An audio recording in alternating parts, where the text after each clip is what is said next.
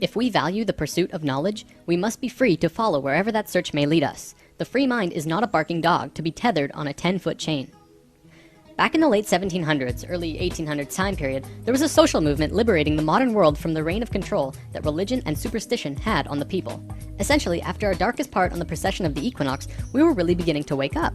Started making new inventions that were rapidly changing the world. The industrial era was beginning.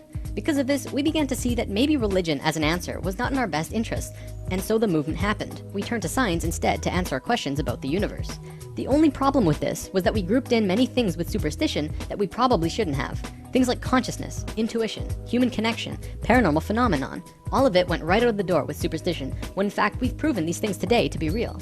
So after 200 years of just going with the same idea about what's classified as superstition and what's okay to talk about, mainstream science is still going with the assumption that consciousness is just a part of the brain. They don't know how it works, they don't have a single rational explanation for it, but they keep on believing it. Why?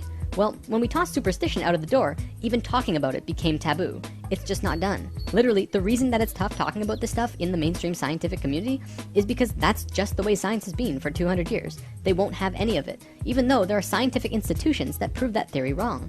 The field of noetics and the works of biologist Rupert Sheldrake and his colleagues have more than proven mass consciousness exists and is definitely not a part of the brain. Now, no disrespect to the scientific community, but that assumption that we're still holding onto has not gotten us anywhere. It's time we begin to question the decisions of our ancestors, because many of the things that we've been led to believe to be true simply is not. I'm not saying blindly accept all of the new stuff that's coming out nowadays, but we should at least put it on the table and be able to discuss it as a global community. An apocalypse is a disclosure of something hidden from the majority of mankind in an era dominated by falsehood and misconception. If you haven't seen lesson 10 already, you should probably watch that one first. This lesson builds on what we covered last time, the phi ratio in particular. Today, we're going to be looking at another way that humans grow through phi. Instead of looking at phi inside the body, we're going to be looking at phi outside the body, and what it means for us in this pivotal point in human history. One other thing before we get this rolling. I want to give an overview about what sacred geometry really is. Sacred geometry is the geometry of consciousness. It revolves around the idea that all consciousness, including human, is solely based on sacred geometry. Because it is, we can begin to see and understand where we have come from, where we are now, and where we're going. Do you remember the fruit of life? This is the basis of all 13 informational systems that come out of the flower of life, the creation pattern of everything. The first system created the platonic solids, which created structure throughout the universe.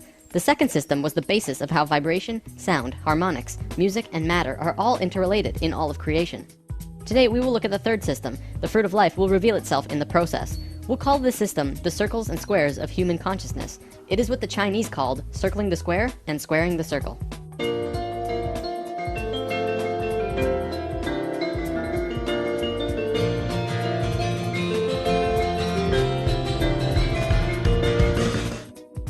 Remember when we discussed the platonic solids in lesson 6? I explained that there are 5 shapes from which all shapes and matter in existence come from and form into. I showed you that all of them will sit perfectly within a sphere, each with every corner touching the sphere perfectly. Well, there's one other shape that can do that. It's a characteristic that only one of the platonic solids have, making it special. It is the cube, which you can put every single platonic solid inside, and an edge or point will touch the inside of the cube perfectly.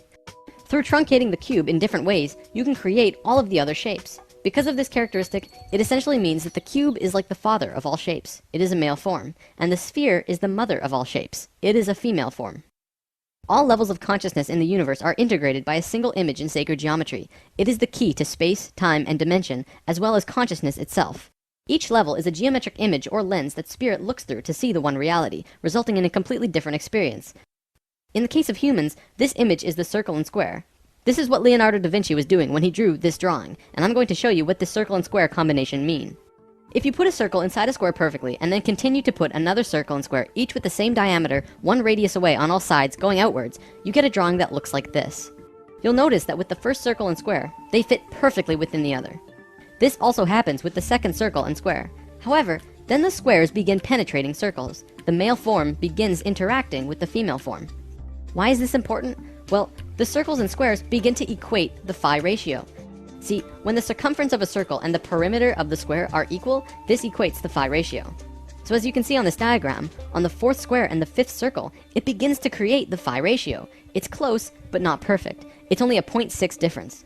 I'm measuring in radii, by the way. The inner circle has a radius of 1, so it's 2 radii across. The next is 4, and then 6, 8, 10, and so on. Anyways, so the one we just looked at makes a close phi ratio, and then it moves out of sync, staying out of sync for a bit, and then bam! Again, it moves into yet another phi ratio. This time, the difference is only 0.52, even closer to perfection than before. This will continue on forever. If you were to continue this drawing outwards to infinity, each time it would go into sync, drop out of sync for a few circles and squares, but then eventually hit phi again closer than it did the last time. Right now, there are 3 primary levels of consciousness that we are going to be talking about. They are essentially who we were, who we are, and who we will be. We'll call it the first, second, and third, so that it's easy to understand what we're talking about. The ancient Egyptians were very concerned with these 3 levels as well, and much of their culture was based on this information. Each of these levels has their own geometric lens too, which look like this. We'll come back to these soon. This is the first level of consciousness, and this is the third. We are on neither of these 2 phi levels on this circle and square chart.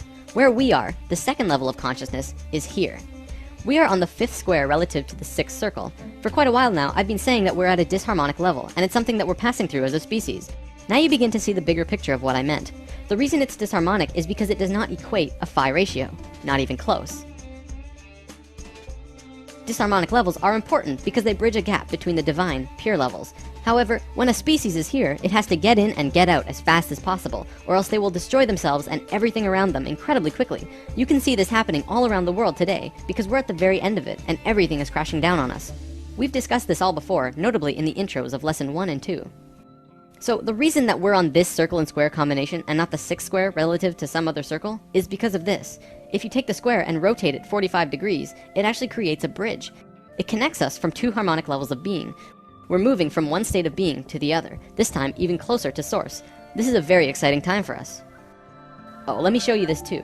This is how the Great Pyramid is set up. This chamber here is called the King's Chamber.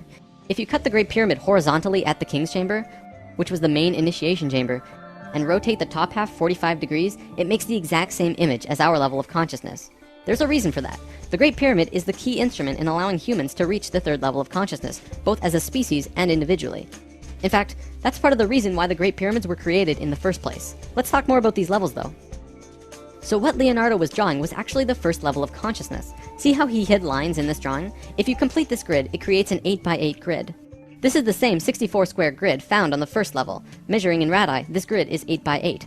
However, the circle has 10 radii across, so we'll call this first level an 8x10. This is where we were.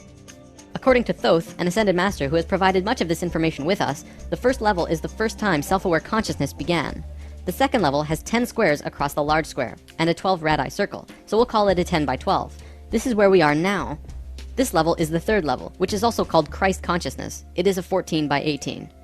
Now, there's always a reason for everything in sacred geometry. Nothing, absolutely nothing, happens without a reason. Everything is connected. Out of the whole spectrum of possibilities, why did self-aware human consciousness begin when the 4th square went into harmony with the 5th circle? Well, let's overlay the fruit of life over our first level for a second. Look at that! It exactly fits the 4th square and 5th circle perfectly. Do you see the perfection of life? The fruit of life pattern was hidden beneath this pattern all along. They're precisely superimposed over the other. In a right brain way, this is how to explain why consciousness first became self-aware between the 4th square and 5th circle. This sacred image was part of the pattern. The fruit of life was completed at the precise moment that the phi ratio first appeared, and when phi appeared, consciousness had a way to manifest in a new way. Throughout time, many scholars have tried to figure out the secret meaning behind what Leonardo meant with the Vitruvian Man drawing. He was showing us human consciousness. This is where we were, the first level. There is a man who did draw our level though. Da Vinci was studying the works of a man named Vitruvius, who lived 1400 years before Da Vinci, hence the name Vitruvian Man. Vitruvius actually drew his own drawing of consciousness as well, and this is what it looked like. The circle and squares in this one are hidden, less obvious than the Da Vinci drawing. Regardless, they're there, and this is the current circle and square combination around our bodies. This drawing also contains the exact proportions of the Merkaba, which is an important energy system outside of the body, similar to how chakras are an energy system inside the body. This image also contains the diamond that perfectly contains the man from head to feet. This is the same image we saw in the consciousness chart, as well as the Great Pyramid. Further proof that this was what Vitruvius was demonstrating to us when he created this image. So here we have drawings of the first 2 levels of consciousness. From what I know, there is no drawing of a third. If there is, it's sealed up, locked away somewhere, and is probably one of the most sacred drawings in existence. Alright, I know talking about geometry all the time can be a little daunting. So many circles and ratios and everything. If this is something you want to learn more about, I am providing the Flower of Life books and PDFs in the comments. This information is found at the very beginning of Volume 2, and much, much more. I could probably do 4 or 5 lessons about the geometries of the human body and still not run out of things to talk about, but it's there for you if you want to learn more now. For the last portion of today's lesson, we're going to talk about some recent findings in modern science. As we just saw in the geometry, we are currently in a disharmonic state of being, but we are just about done with it. In doing so, we are moving into a new state of being. We are transferring from the second level of consciousness to the third, also called Christ consciousness. If we look at evolution in Earth's history, we always seem to make random jumps. There are always missing links in the evolutionary chain. Scientists say that we just haven't found all the fossils, and creationists say that God did it, and therefore it's part of some divine plan. But looking at what we just learned about consciousness, does it not make sense that evolution and creationism are just two sides of the same coin? Consciousness moves through different states of being, constantly moving closer and closer to divinity, to Phi. Every time it reaches a new stage, it makes a rapid biological change into something new, like what we're doing now. This is what the ancient Egyptians called resurrection, which we mentioned in Lesson 7. So, if we're really going through an evolution of consciousness, what's happening inside of us? Surely, this would mean that there are also biological changes happening to us at our core level, right? Does modern science see any big changes that they're afraid to tell the general public because they think it will cause a panic? Short answer, yes. Long answer, we are changing. Right now, as you're watching this, your DNA is mutating. See, in the last few months, modern medicine has finally accepted publicly that a child was born with 3 DNA strands rather than 2. In a simplified way of seeing it, we are adding an entirely new strand to our DNA, going from a double helix to a triple helix. This wasn't discovered recently though. In fact, scientists have been studying this for almost 10 to 20 years now. Several years ago in New Mexico, there was a convention of geneticists from all over the world with the main topic of discussion being DNA mutations. Scientists acknowledge that we are changing, but the end result they do not know. Through sacred geometry, we begin to actually see where we could be going.